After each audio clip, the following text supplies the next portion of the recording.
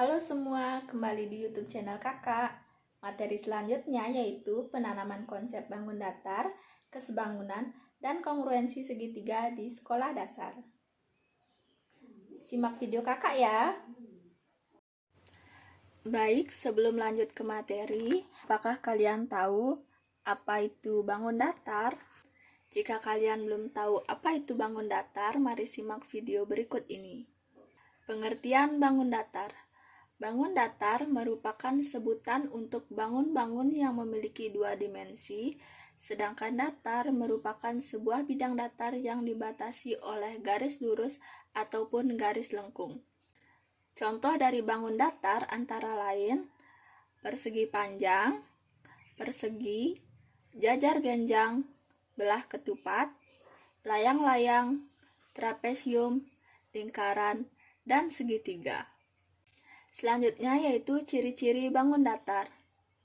Yang pertama yaitu lingkaran. Lingkaran memiliki ciri-ciri memiliki jumlah sudut 180 derajat, memiliki diameter yang membagi lingkaran menjadi dua sisi seimbang, memiliki jari-jari yang menghubungkan titik pusat dengan titik busur lingkaran, dan diameternya konstan. Yang kedua yaitu segitiga.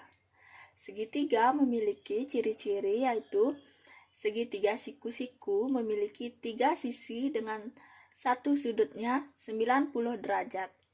Segitiga sama kaki memiliki tiga sisi dengan panjang dan sudut yang sama yaitu 60 derajat. Dan segitiga sama sisi memiliki tiga sisi dengan dua sisinya memiliki panjang yang sama. Yang ketiga yaitu persegi. Persegi memiliki ciri-ciri yaitu memiliki 4 sisi yang sama panjang, memiliki 4 sudut sebesar 90 derajat, memiliki 4 sumbu simetri putar dan lipat. Yang keempat yaitu persegi panjang. Persegi panjang memiliki ciri-ciri yaitu memiliki 4 sisi, di mana 2 sisi yang saling berhadapan sama, memiliki 4 sudut sebesar 90 derajat, memiliki 2 sumbu simetri lipat dan putar, dan memiliki 2 diagonal atau garis melintang yang sama panjang. Yang kelima ada jajar genjang. Jajar genjang memiliki ciri-ciri yaitu memiliki 4 sisi, di mana 2 sisi yang saling berhadapan sejajar. Pada umumnya, jajar genjang tidak memiliki sumbu simetri, memiliki 4 sudut di mana sudut yang berurutan berjumlah 180 derajat, memiliki 2 garis diagonal AC dan BD. Yang keenam ada belah ketupat. Ciri-ciri belah ketupat yaitu memiliki 4 sisi yang sama panjang, di mana sisi yang berlawanan sejajar. Garis diagonal membelah belah ketupat dengan sudut siku-siku. Jumlah 2 sudut yang berdekatan adalah 180 derajat dan memiliki 2 sumbu simetri lipat dan putar. Yang ketujuh yaitu ada segi lima. Segi lima memiliki ciri-ciri yaitu memiliki 5 sisi yang sama panjang pada pentagon beraturan, memiliki 5 sudut yang sama besar pada pentagon beraturan, memiliki 5 sumbu simetri, jumlah sudut dalam pentagon adalah 540 derajat. Yang kedelapan ada trapesium. Ciri-ciri dari trapesium yaitu memiliki 4 sisi dengan 2 sisi yang sejajar, memiliki 4 sudut dengan jumlah 2 sudut yang berdekatan adalah 180 derajat, dan trapesium sama kaki memiliki panjang kaki yang sama. Berikut adalah rumus ruang bangun datar. Ada luas dan keliling bangun datar. Yang pertama yaitu persegi. Luas persegi yaitu sisi dikali sisi. Mencari keliling persegi yaitu 4 kali sisi. Persegi panjang. Mencari luas persegi panjang yaitu panjang kali lebar. Sedangkan mencari keliling yaitu 2 dikali panjang ditambah lebar. Mencari luas segitiga yaitu setengah kali alas kali tinggi. Mencari keliling segitiga yaitu A ditambah B ditambah T tinggi. Selanjutnya ada trapesium. Mencari luas trapesium yaitu A ditambah B per 2 dikali tinggi. Mencari keliling trapesium yaitu A ditambah C ditambah B ditambah T tinggi. Selanjutnya ada belah ketupat. Mencari luas belah ketupat yaitu setengah kali diagonal 1 dikali diagonal 2. Mencari keliling belah ketupat yaitu 4 dikali sisi. Selanjutnya ada layang-layang.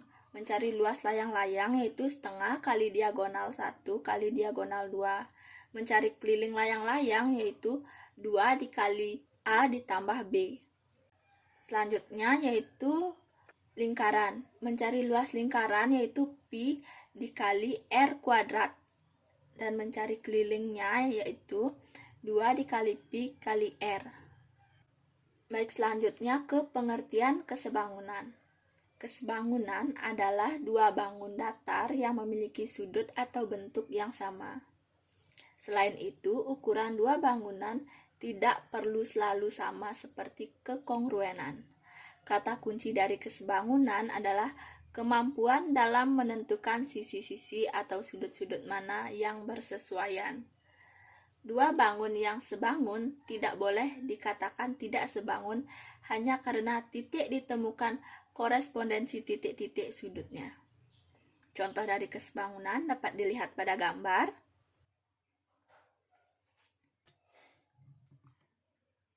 Selanjutnya adalah karakteristik kesebangunan. Jika dilihat dari gambar di samping, dua buah bentuk geometri disebut sebangun dikarenakan memiliki 3 karakteristik di bawah ini. Yang pertama yaitu sudut-sudut yang bersesuaian sama besar, atau besar tiap sudut jika dibandingkan dengan bangun lainnya sama besar. Yang kedua, panjang sisi yang bersesuaian sama besar, atau panjang sisi jika dibandingkan memiliki nilai yang sama besar. Yang ketiga yaitu perbandingan dua sisi yang bersesuaian jika dibandingkan memiliki panjang yang sama dan sudut yang sama. Selanjutnya adalah pengertian kekongruensi segitiga.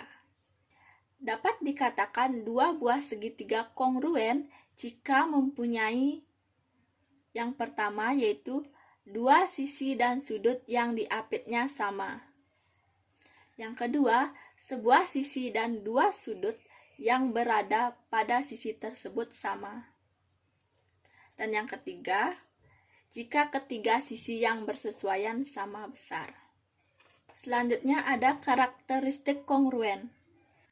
Jika dilihat dari gambar di samping, panjang BC sama dengan FG. Panjang AB sama dengan EF. Sudut AD sama dengan sudut EH. Berdasarkan informasi, benda tersebut bisa disebut kongruen.